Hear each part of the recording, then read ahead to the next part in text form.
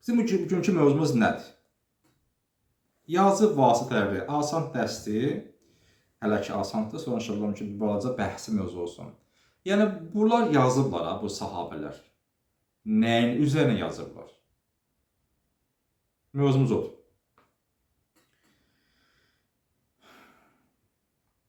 Quran nazil olduğu dövrdə yazı vasitələri olduqca sadə idi. Yəni adi bir şeylər idi, yazırdılar. Müsəlmanlar üzərinə yazı yazmaq mümkün olan, nə ki üzərinə yazan mümkündürsə, hamısını istifadə edirlər. Dəri, qabı, kağız, taxta, üstünə yazan mümkün deyildir, o yazırdılar. Quranın yazılması və yığılması barədə o deyirsən, o görmüsünüz də, məsələn, insan kiməsə olan məhəbbətini, sevgisini və ya da bir yaxşı bir an olmasını unutmasın deyə, yadda qalsın deyə, məsələn, çıxır şəhərə, məsələn, rayonlara gedir, orada bir ağac görür, daş görür, dəmir görür, sonra o bir şey yazır. Məsələn, baş hərflərlə, filan kəs, üstə filan kəs, bərabər nəlimlə, filan tarix. Nəinki üzərinə yazmaq mümkündür, ona yazır. Niyə yazır? Çünki o, bu gözəl münasibəti, məhəbbəti var. Bu tərəfə sevgisi var deyə, o hissi özündə cəmləsin və toplasın, öz zehində, ruhiyyəsindən qalsın bir yadigar ünvanında.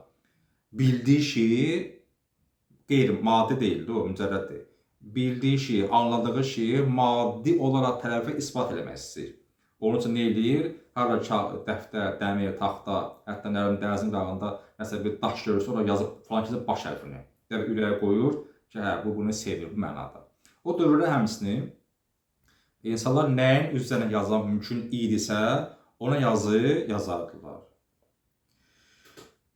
Yazılması və yığılması barəsində hədislər var. Müxtəlif adlar qeyd ediblər. Bəzi alimlər burada vardır ki, bəzi Quranşünaslar hamısını qeydlənməyib. Yəni müəyyən bir Quran mütəxəssisidir. O gəlir məsələn o 5 əşyanı qeydləyib, o birisi 3-ün. Bu müəllifdir ki, mən hamısı yığdım bir yerə, harasa 10 dənəsini yazmışam. Ki bəzi alimlər bunu deyirlər, bəzi onu deyirlər. Mən də götürüm hamısını qeyd eləyək ki, o dövrdə nəyin üzərinə yazıblar. Yəni həqiqətən nəyin hansı zamanlardan, hansı çətinliklərdən keçib ta əlimizə bu Quran-Kərim gəlib çıxıb. Çox əzəli bir dövr olub həqiqətən də.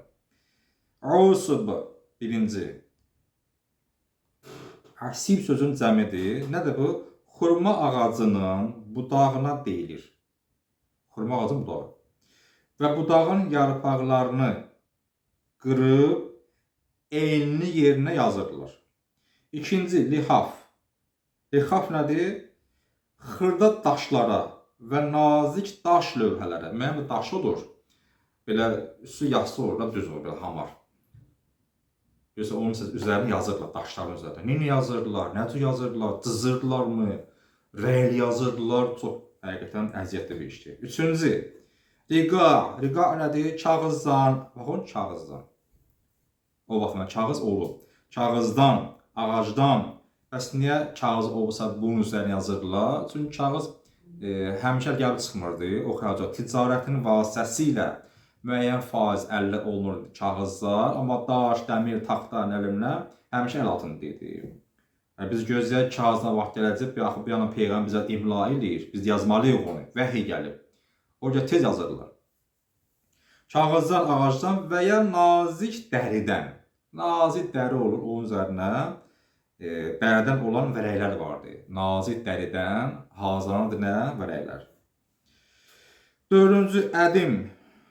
Aşılanmış, bu var, eşmişlər, aşılanmış heyvan dərisi. Heyvan dərisini aşılırdılar, onu yazırdılar. Əktaf nədir bəs? Beşinci, dəvənin və yaxud da qoyunun sümüyü. O ki, onun belə enli yerini daha rahat yazmalı, onu yazardılar. Altıncı, İqtab. Oturmaq üçün dəvənin belinə qoyulan taxta parçası olur, kəcavə. O yazardılar. Məsələn, hara görürlər, taxta götürürlər, yazaq onun üzərində.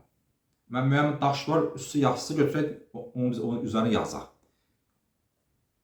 Hərir, ipək parça. Sonra 8. İpək parçanın üstüne yazırdılar.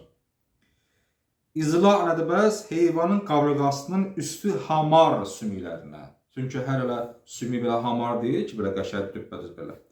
bəzi yumru olur, çətin olur deyə hansı ki hamar ora yazardılar. 9 qəratis kağız deməkdir. Bu da bir növ kağızdır. 10 şizaz bir taxta növüdür. Doktor Ramyar mütəxəssis bu sahədə deyir ki, ərəblər kağızı qədimdən tanıyırdılar. Onlar bilirlər kağız nə deməkdir. O zamanlar kağız Hindistanda hazırlanır. Oradan gətirilər Yəmənə. Hindistana hazırlanır, gətirilər hara? Yəmənə. Yay və qış ticarət karvanları vasitəsilə də Yəməndən Şama, Şam indiki Suriya, Dəməşq. Oradan da Romaya aparılırdı. Qədim Yunan, indiki İtaliya arasında. Qədim Roma deyəndə qədim Türkiyə falan ərazi. Bunu oxumusunuz da. Oradan da aparır Romaya. Ərəbistan o dövrdə cənub və şimal arasında ticarət vasitəsi idi. Mərkəz bir yerdir, cənubla şimal arasında. Orada məsələn falan ölkənin nümayəndəsi, tacirlər gəlirdilər, dəvə ilə, kəcavə ilə. Karvanlar onlara alverlər, dilərdilər. Parça, əşyalar və həmçinin kağız da hökmə lazım olurdu.